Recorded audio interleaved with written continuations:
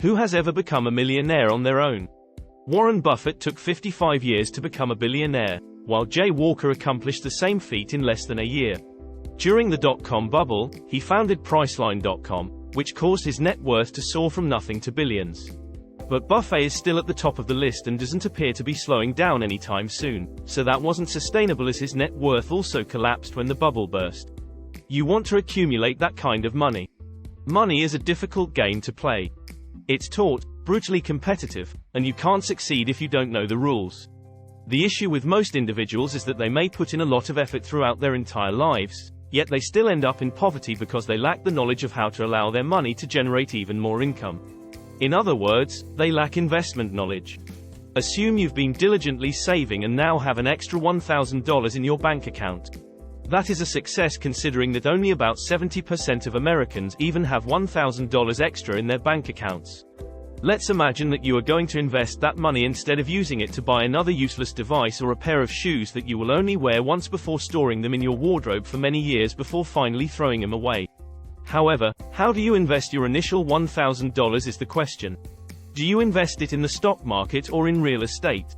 Which types of stocks do you purchase? Is $1,000 sufficient to begin investing? All of these and many more questions will be answered by us. So click the play button to start the video. Consider this example to gain a better understanding of what investing is and how it functions. Let's imagine you put in a lot of effort and saved $300,000. You could go to a Ferrari dealership and buy a luxurious automobile to show off your achievement, or you could buy real estate, a house, and rent it out. You will receive at least $2,000 per month. You can sell it and recoup your initial investment if you decide you no longer want to obtain that $2,000 income each month. In fact, your investment's worth might even increase, resulting in a price increase when you decide to sell it. And that is how business is conducted. But $1,000 cannot be used to purchase real estate. Even if it wouldn't even be enough for a down payment, you could still put that $1,000 into other investments and watch it grow. The simplest method is to just deposit it into a savings account and earn interest, but why would the bank reward you for doing so? Should they not be billing you instead? Well, no. You see, the bank will take your money and lend it to someone else at a greater interest rate, and it will split the profit with you. Briefly, that is how banks operate. The main issue with this tactic is that it isn't profitable because of the extremely low interest rates on deposits. The most you might likely earn is 0.8%. Which means that if you deposit that $1,000 into a savings account, you will get an additional $8 in 12 months. This is incredibly low because the Federal Reserve sets an inflation rate of 2 to 3%. If you do not achieve at least 2 or 3%, over time the real worth of your $1,000 will decrease, meaning you will be able to purchase fewer things each year. But why are deposit account interest rates so low? Since the epidemic pushed the Fed to lower interest rates, there are generally low interest rates this year, which is encouraging people to borrow money and spend it. Once we emerge from this crisis in a year or two, the Federal Reserve will raise interest rates to 1, 2, or possibly 3%, which will result in an increase in interest rates on savings accounts as well. Purchase of government bonds is your second choice. A government bond is a security that the government issues to raise capital to fund expenditures. If the government decides it needs to build a school but lacks the funds to do so, it may issue an IOU, a document that states that the US government owes the owner of the security the sum of the security's value plus interest.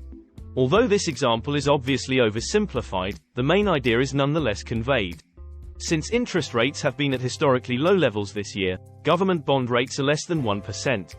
In contrast, 2 years ago, when interest rates were high, government bond rates were as high as 3%.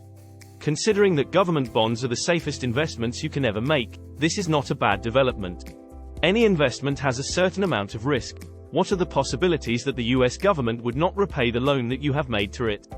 The failure of the US economy as a whole may be required for the US government to become bankrupt. Because of this, US bonds are regarded as the world's safest investments. However, you should think about investing in the stock market if you want to earn a bigger return, like 10, 20, or 30%. For instance, just this year, the stock price of Amazon rose by more than 80%. The price of Google's stock increased by close to 30%.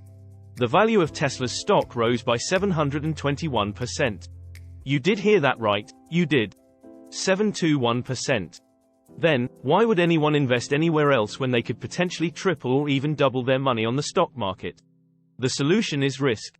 For instance, there isn't much risk when it comes to government bonds. In actuality, it carries little danger. However, there is a chance that a specific firm could collapse or disclose poor financial results, and pretty much any unfavorable news can cause the stock price to fall. A product might be introduced by the company, and if consumers don't like it, it could result in some bad press, which could cause the price to drop. As a result, larger returns come with greater risk.